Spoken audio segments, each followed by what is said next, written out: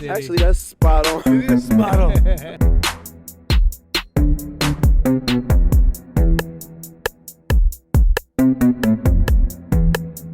All the competition that try to compete.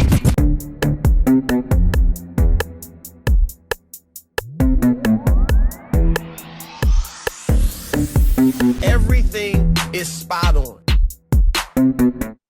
Earlier this week on Monday, Jon Gruden resigned as the head coach of the Las Vegas Raiders.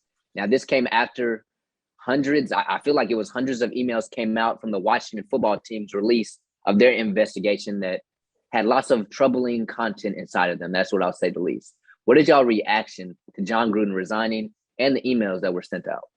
I'll start with Mia. Where do I start? I feel like he should have been terminated for one. I think that he kind of got off the hook with just being able to resign. But I think more importantly, this just speaks to the culture that's still around in the NFL, because we have to look at, Jon Gruden is the main storyline here, but he was comfortable enough to send those emails to somebody from his work email, so to say, and they were comfortable enough to receive it, read it, respond to it however they did, and not be offended. And so I think how he feels is how a lot of others feel. They just haven't been exposed to it yet, for it yet.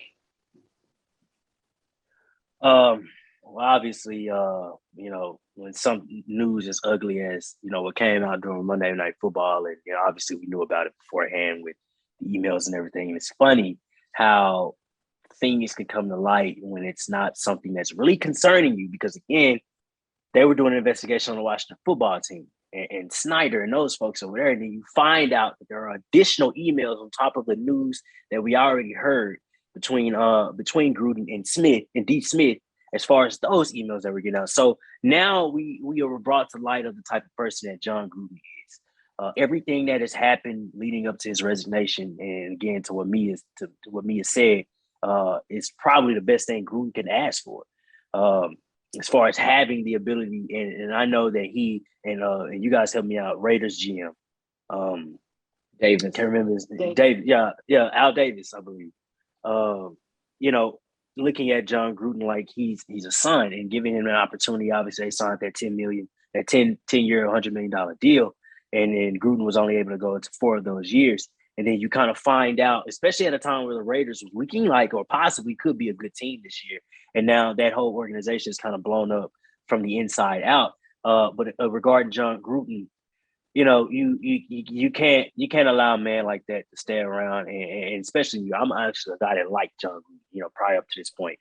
And when me first hearing about those emails was, what's going on and how long ago this was, and they said, hey, this might span back somewhere between 7 to 10 years, and I'm like, okay, well, what's the tone of those emails? How bad is it really? And they still allow him to go out and coach on Sunday, and I'm going to speak and say I don't think that's was a bad idea to allow him to coach that Sunday, given how things like what's happened with that process and Jon Gruden does take time for you to flesh out what exactly needs to be done. And given that that's your team that is still possibly expecting the coach to be there, he did get in front of those guys. He apologized. I'm not dismissing any of that, but I'm just saying for the shock, the immediate shock that came to the team while they were trying to figure out what to do with Jon Gruden. Him coaching, to me, wasn't all that bad. Now, obviously, him being allowed to go further than that, it didn't, and it's been dealt with, and Jon will never have another job anywhere. But it goes to show that these people like Jon still have these thoughts that still exist. They still exist in the NFL.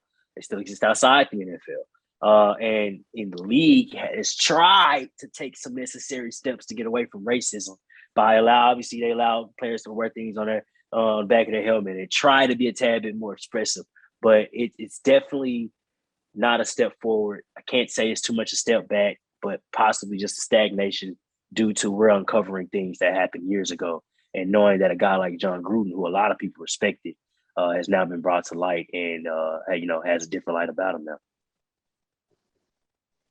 Honestly, I'm kind of sad in the NFL how they handled it. I feel like, just speaking from my personal opinion, he should have been terminated when it came out.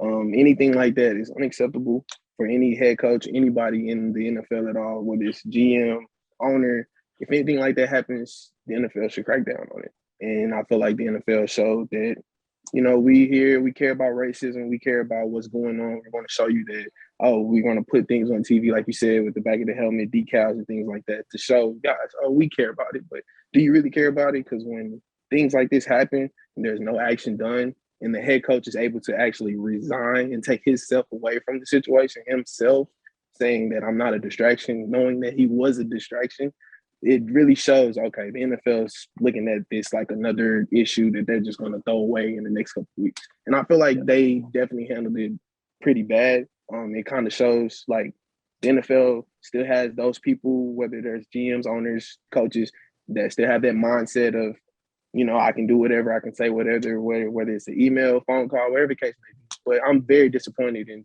Gruden. I respected Gruden, watched him on shows before, prior going to the NFL, rooted for him. 10-year contract. 4 years into it, he had time still to grow. That defense was looking a lot better this year than they were the past couple of years. But at the end of the day, I'm disappointed in the NFL. Disappointed in Gruden, but really disappointed in the NFL. And before you go, Jamar, to Austin's credit, I believe that the league was even probably waiting on the Raiders brass to do something about Gruden. And you leave that in Al Davis's hands, where he has a super close. We've been hearing the news before this show, where it took him 7 years. They did a 7-year dance to get Gruden to come back into the league. So there was a lot going on with that. And I guarantee you someone may have known of those emails. Just like the league knows about a lot of stuff that doesn't come to the light until boom, it actually hits. And now they're like, oh, well, we tried to see how long you could go before everybody found out about XYZ. Someone in that Raiders brass knew. Obviously, John knew, probably know that the emails would hit the surface as they did, but it was known and obviously needed to be dealt with, and was dealt with on time when it needed to be. I think another point in there. I'll go ahead, man. I'm sorry, is the timing of it. It almost seems like when race was on the table, not too much was said about it. But once homophobic remarks came out, once misogynistic remarks came out, then that's when we get a resignation. And you talked about the league's response to allowing players to wear certain decals on their helmets and things, and we have to look at the fight that had to go into it just for them to be allowed to do that. Exactly. You know what I mean? And so then there's the other side of it, to where Kaepernick possibly spoke on these emails and things like that, and it was still kind of brushed under the rug until now. Everything is coming out, and you can no longer cover it because we all see it now. It definitely goes to show that there's so much in the NFL going on, and it's obvious now. And it's just there because if somebody puts something on the internet, while it may not be on Twitter or Instagram where it's public, but it's on an email, it goes to show what they're also doing when they're not on something that's connected to the internet. They're in closed doors. He's probably saying even worse things to people, which we can only imagine what's going on in other organizations, not to mention the Washington football team, who has been slandered for the past 2 years for what they've been doing and their culture. So I think it just goes to show the NFL's culture is horrible. It just truly is. It's horrible. And it's horrible because of not only, what's going on, but what's being talked about that coincides with who's on the field. We look at the Raiders situation with Jon Gruden, and they have one openly gay players on the team, not to mention the 70%, 80% players in the NFL that are Black. And you're making these remarks about those same group of people. So there's obviously a conflict of interest when you're talking bad about the people who are making the product. So I think it just goes to show NFL is doing a lot of, we support this, but the culture is still this, and we still know this. So putting the thing on the back of the helmet, doing these other things in the community are more publicity than actually changing the culture. I think they are going. Go ahead, Tony. I'm sorry. And like Mia said earlier, I almost, for a second, I didn't believe anything would happen to Jon Gruden when the first wave of news came out about the racist emails, because they were so long ago. I expected the league and even the Raiders brass to say, okay, this is a long time ago. You turned over a new league. Like Mia said, it wasn't until the gay slurs, things and things about women started coming out. Now you're palling stuff, which means this could still be a thing. And so at this point, you had to get rid of him. But I do believe at the first wave of news that broke through about the racist emails with him and D. Smith, I believe that Jon Gruden would still be here had the other news with the Washington football team never released. Last thing, I'm sorry, it came off very insensitive. Like what you're saying, once they started talking about the homophobic slurs and everything else, it made the first incident look very insensitive by the NFL. It made them look like, okay, just because he said that was so long ago, we're not gonna.